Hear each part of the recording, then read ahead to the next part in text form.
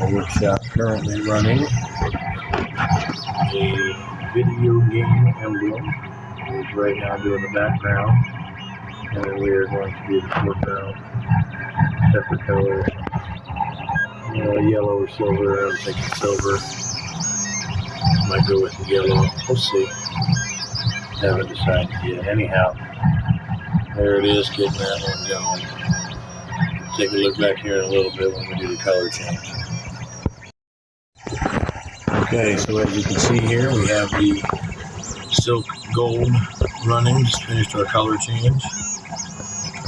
Continue running that. We got our second layer of it going down now.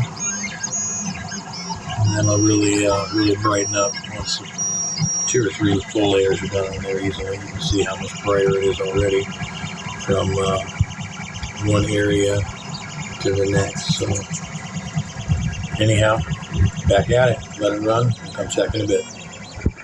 Okay, here we are. We're back. We're all finished. 100% there. Got our video game logo done. Gonna pull it off there. It's taking plenty of time to cool down already. So we'll step over to the side here.